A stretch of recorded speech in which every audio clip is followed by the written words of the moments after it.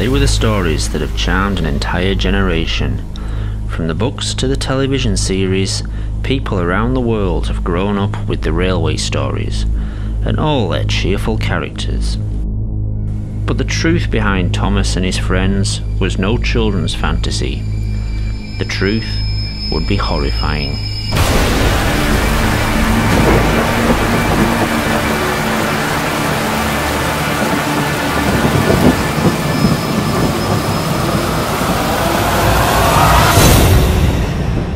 It is 1945, and the remote island of Sodor, off the northwest coast of England, has emerged from the fog of World War II, relatively unscathed and untouched.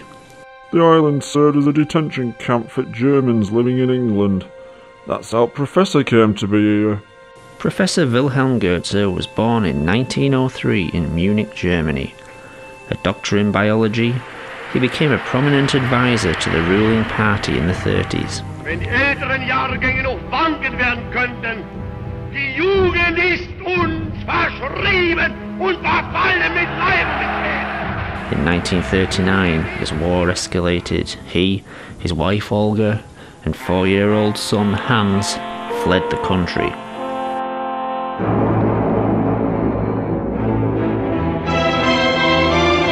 Tja, ich habe nie einen solchen Befehl bekommen. Er hat einmal gefragt, nicht wahr? Am 14. Mai 1942 war der Großadmiral Räder und ich bei ihm. That's what he wanted people to believe. The fact is, his experiments were hard to stomach even for his own people. In truth, he had become a prominent figure in the government, but as his work progressed, questions and objections had been raised in the higher echelons of the Reich. His work with genetics and DNA was truly pioneering. The cracking and manipulating of the human genome. What Professor Goetze was most successful in, however, was keeping his history a secret until his death. In an attempt to gain favour among the German hierarchy, Wilhelm Goetze was at the forefront of the government's most fanatical policies. In 1938, he was influential in instigating the infamous Sajmelnacht, the Night of Sawdust. But, as his experiments advanced, he became a much less popular figure and soon feared for his and his family's lives. As soon as he escaped to England, he was banged up here. But locals were nice to him, there was no hostility, and many of them chose to live here after the war. Following their release, Professor Goetze, Olga and young Hans chose to remain.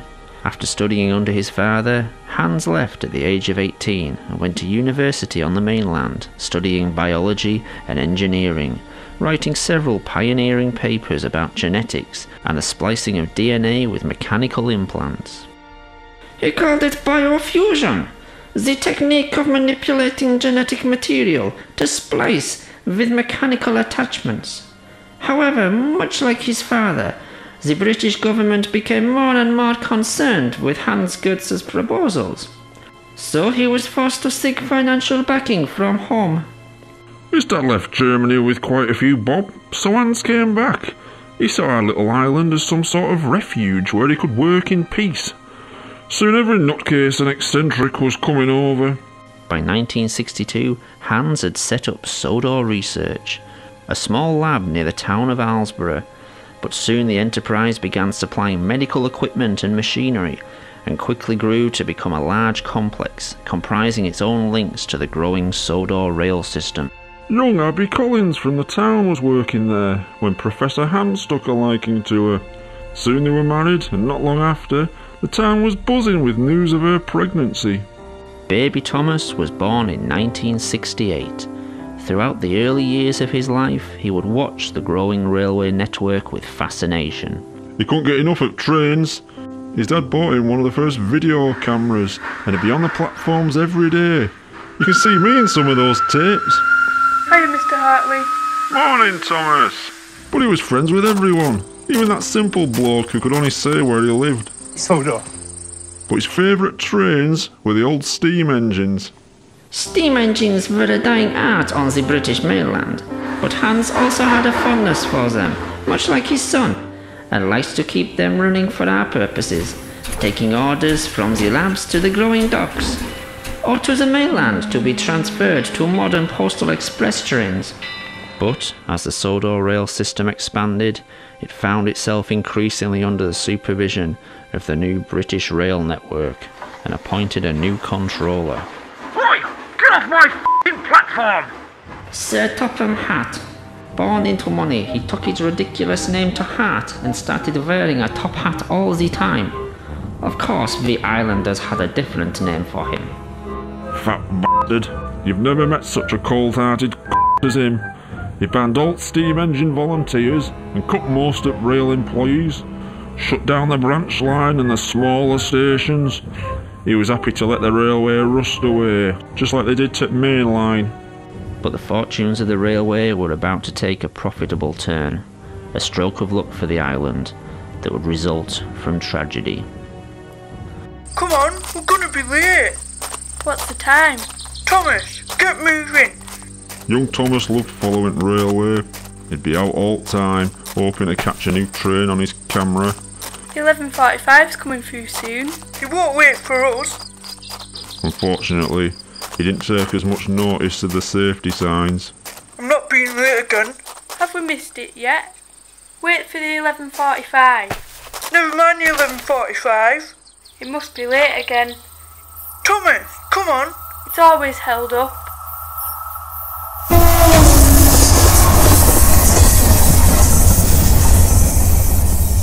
Hans was mortified.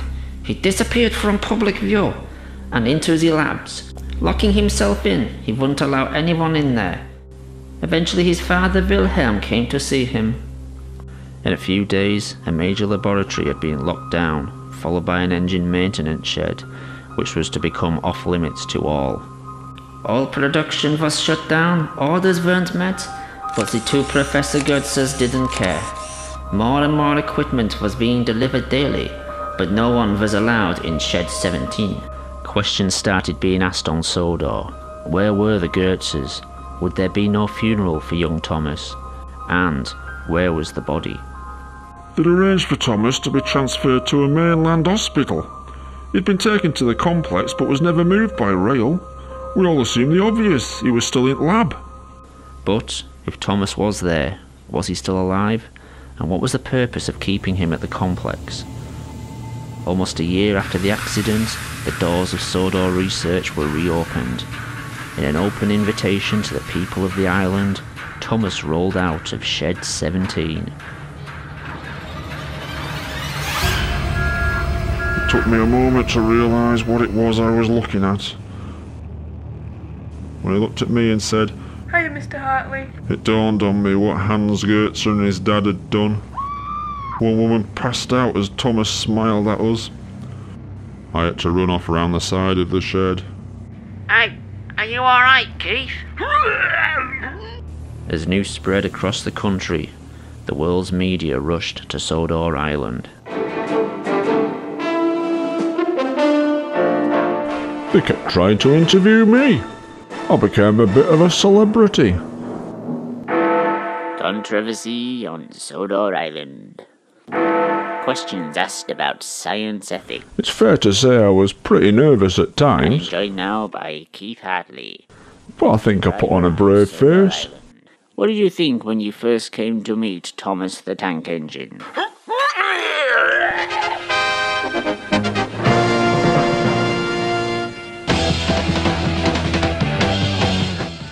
Most of my mates said I looked pretty good on telly. The mayor said I'd represented the people of Sodor very well. It's important to show you're confident when people are asking you awkward questions. Good evening. An act of mercy or a crime against humanity?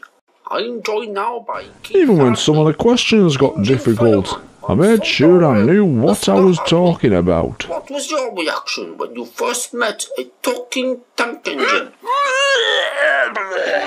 If you can't make an informed opinion, or if you can't string together two words on telly, well, maybe you shouldn't be on there. There are two sides to this. Admittedly, the subject matter was a bit bizarre sometimes.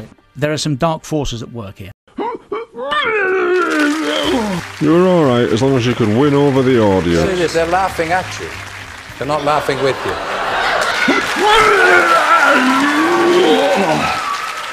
The Goetze family refused to answer any questions. Behind closed doors, the only question they agreed to answer had been asked repeatedly. Would Thomas work on the railway? The response was an emphatic no.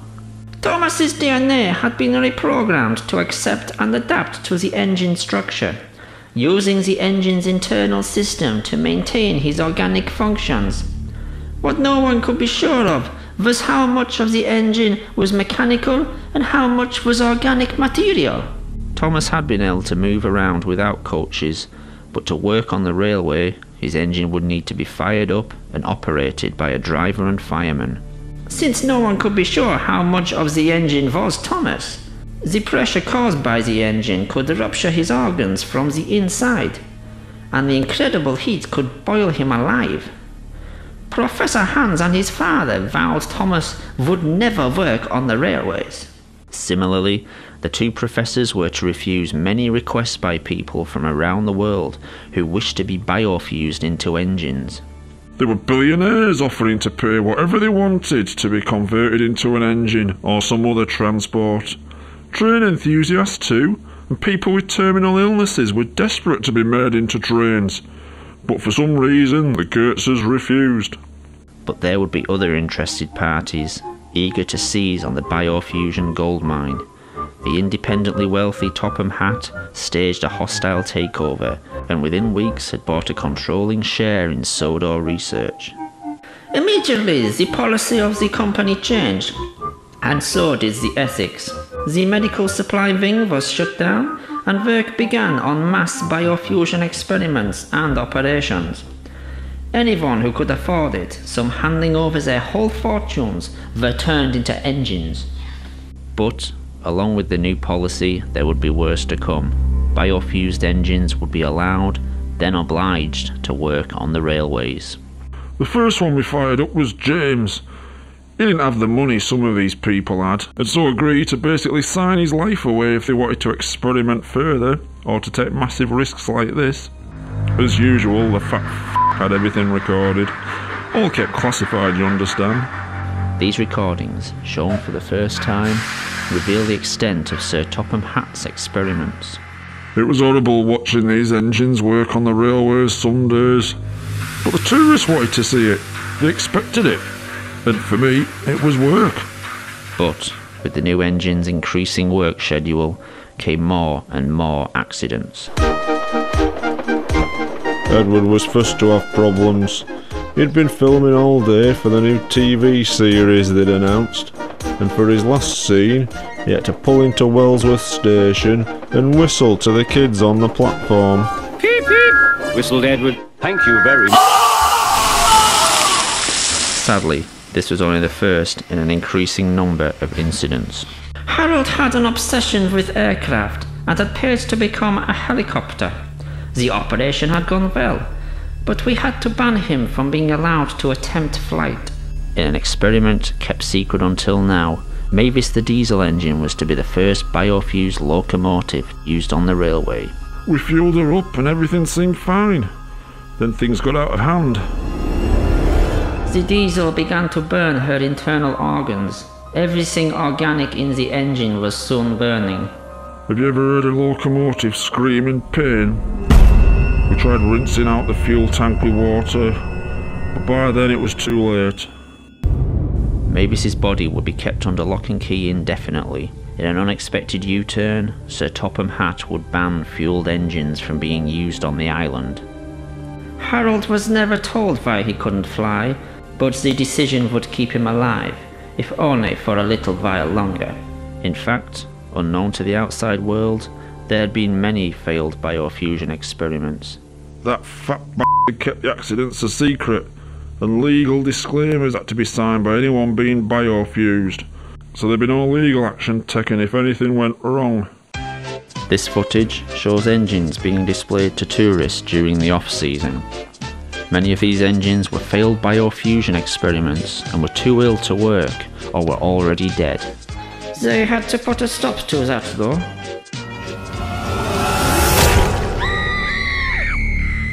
with all accidents happening, everyone started asking the same thing. Why had Thomas, the first engine, worked so well? Despite all the troubles the other engines had, Thomas had worked fine, seemingly oblivious to the other engines' problems and accidents. Keeping their problems a secret from the outside world, Sodor Research began selling the technology to other countries in multi-million-pound deals. These countries would have less qualms about the use of fuel engines, and even the modern electric trains. Even failed biofused engines were being displayed publicly in what would become a kind of freak show. To his horror, Professor Hans Goetze saw what this was leading to: slavery of engines, and immediately resigned.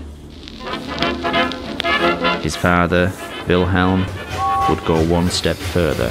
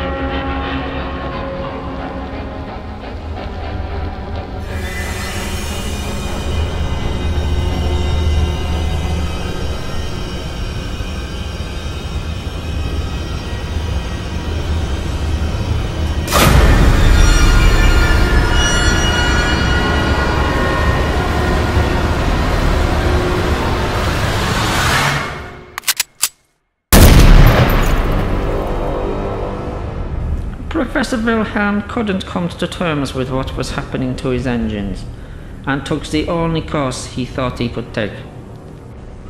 That fat got a load of us rail staff over to his house to clean up after the body was taken away. You should have seen it. Sawdust everywhere. It took us days. But such attempts to keep the incidents on Sodor a secret were short-lived, after a very public accident. Gordon paid an enormous amount to be Sodor's first 462 configuration engine, much bigger than any other engine at the time. We were terrified that fat shite would make us fire up that huge engine. We were shocked to discover he had insisted on being able to work on the railway. So, one night, after the regular staff had finished for the day, fat some of the rail staff and I fired up the engine. As usual, these experiments were filmed. This footage has never been broadcast before. Dr. Ruth and I filmed it all. It might be a bit shaky. It was handheld. At first, Gordon complained about the heat. Then that turned to pleas to douse the fire. But that fat bastard held us back. He wanted to see what would happen. He argued he had put a lot of work into Gordon, and the chances to get him working were too great an opportunity. He was literally cooking from the inside. By the time we were allowed to act, it was too late.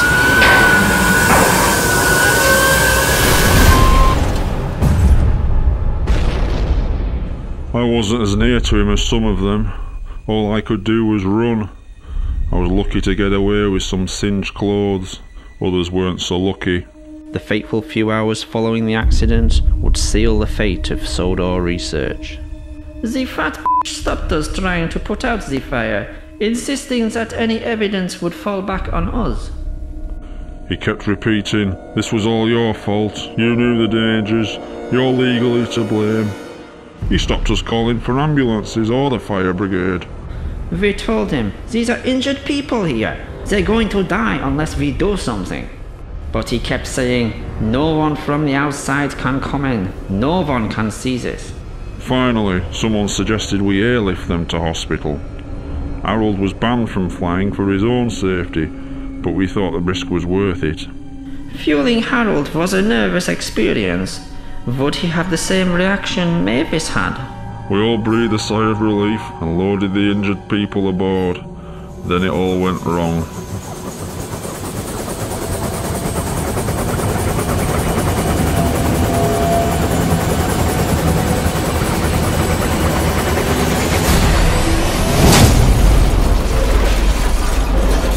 Harold's engine had worked fine, But what no one realised was most of Harold's lower extremities were permanently fused to his propeller system. As Harold's rotor blades began to spin, vital organs would be drawn into the motor and tear him apart from the inside. Well, now there was no covering it up. The smoke could be seen all morning, but news people were here in an instant. We were told to close gates and start clearing up the mess ourselves, with some help. Henry Thierry was the only 420 gauge engine on the island. A large engine that had been working on the railway regularly, he had become popular among tourists and the locals. Henry was called into the yard to help tidy the mess. Working mostly at night, he would cart away the wreckage under cover of darkness. We had to work quickly and quietly. Henry would cart wreckage from the yard away to the sea. Then one night the points were set wrong and we were diverted to another shed. Henry had inadvertently been sent to shed number 17, where Thomas had been biofused into a tank engine and had subsequently been declared out of bounds.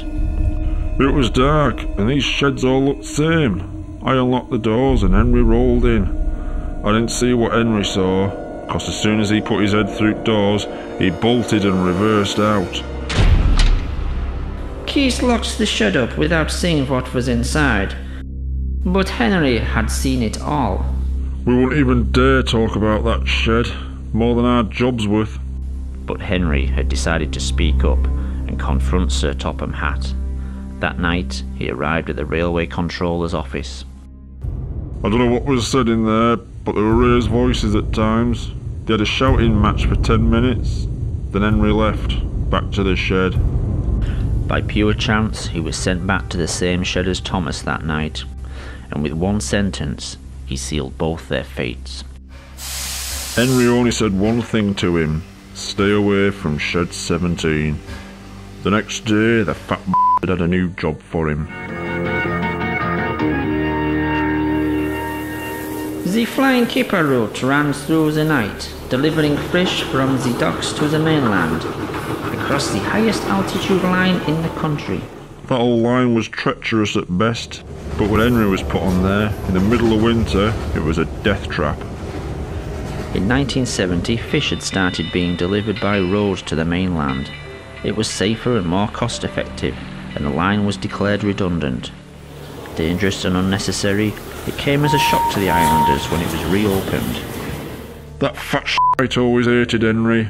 He didn't like his cheerful manner, and he clearly had other lifestyle choices when he was a human. Fat wanted Henry away from the other engines, and Kipper Run was a death sentence.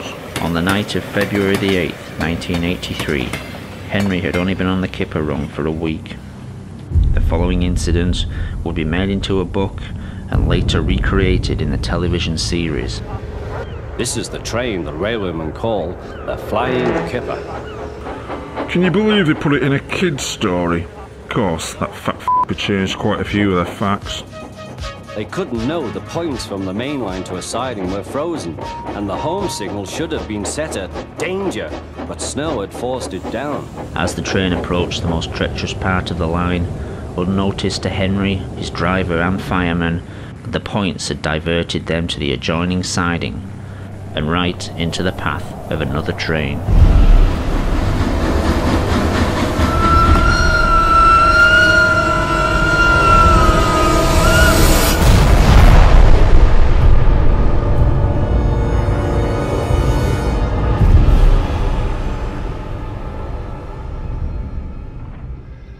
Henry's driver and fireman had jumped clear before the crash. In fact, Al and Barry died from their injuries. Slowly, in snow, the poor bastards. By midday, the recovery operation was underway, and Sir Topham Hatt had arrived. Cheer up, Henry, it wasn't your fault. Ice and snow caused the accident. These images from a train spotter's camera were taken the evening before and were successfully covered up by the Sodor Railway Board for 10 years. There was a railway spike in points, blocking them. Of course, that had disappeared by the time we got there. I'm sending you to Crewe, a fine place for sick engines. crew. We all knew what that meant. They'll give you a new shape and a larger firebox. Crewe was, at the time, one of only 2 scrap metal yards in the UK capable of handling and recycling organic material as well as engine parts. You'll feel a different engine and won't need special coal anymore. With those few words, he'd sentence Henry to death.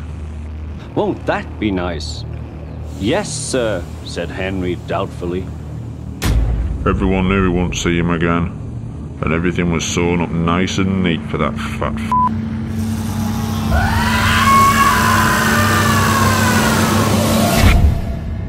As news got out about Henry's accident, it didn't take long for Thomas to realise Henry had been disposed of because of what he knew. The next evening, Thomas had been put on his own for the night at Knapford Station. As his driver and fireman left, under what was left of his own steam, he set off for the Sodor Research Complex. He had a small amount of burning fuel in his firebox, but he was mostly moving under his own strength. It took Thomas 3 hours to get to the complex, the effort to get there nearly killing him. Thomas arrived at midnight. With no one around, he made his way to the shed where he was created.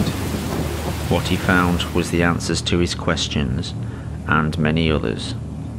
Since Sodor Research had become producing biofueled vehicles, the world had asked, why had the first biofusion operation worked so well, but nearly every operation since had failed? Sadly, Thomas found the reasons inside.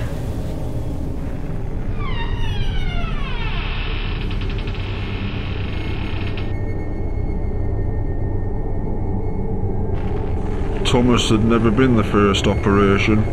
He hadn't even been second. What shed number 17 contained was evidence of several attempts to create a tank engine with Thomas's DNA. These had been early tests made by people with no experience of an experiment on this scale. Ill-planned and unprepared, these procedures had used DNA from the human Thomas and had been as much the real Thomas as the tank engine the world had come to know and love. To us, Thomas the Tank Engine had been the Thomas we all knew as a boy. Part of the family the whole island's population had known and respected since Wilhelm first arrived. In actuality, this tank engine was no more the real Thomas than all the failed creations made over the 12 months before. This Thomas had all the human Thomas's memories and experiences.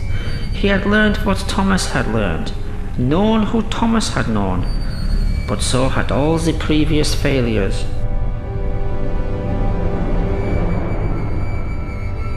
Wilhelm and Hans Goetze had to learn through trial and error how to bring their Thomas back from the dead.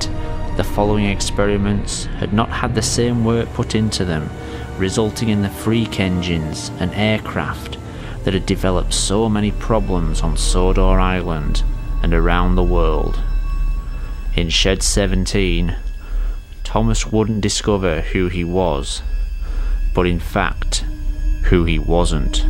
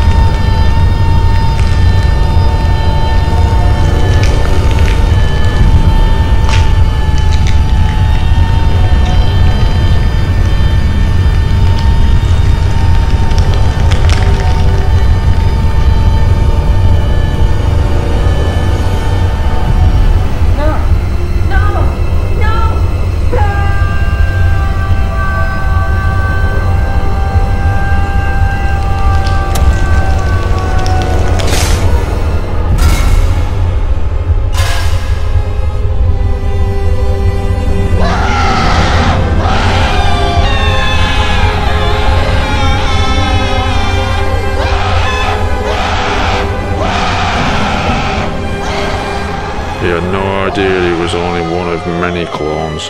None of us did. But I guess as time passed, we stopped asking all the questions we had at first.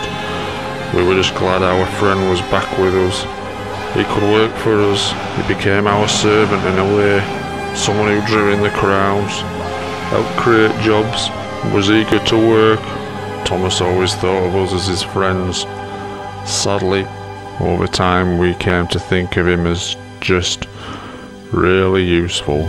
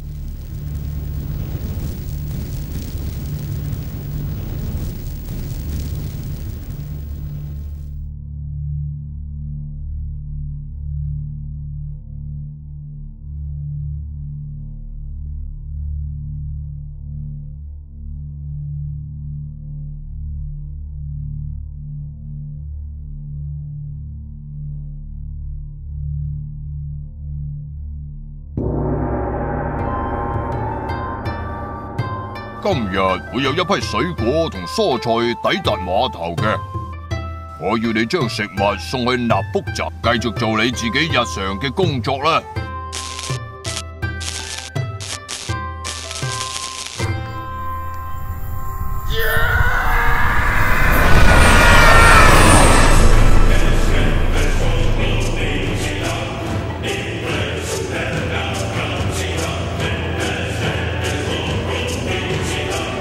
Next week, Cockleshell Bay. In the aftermath of the Mr. Ship inquiry, we ask, how much did ITV know? And where next for Robin and Rosie fucking Warren, fucking shithead of Cockleshell Bay.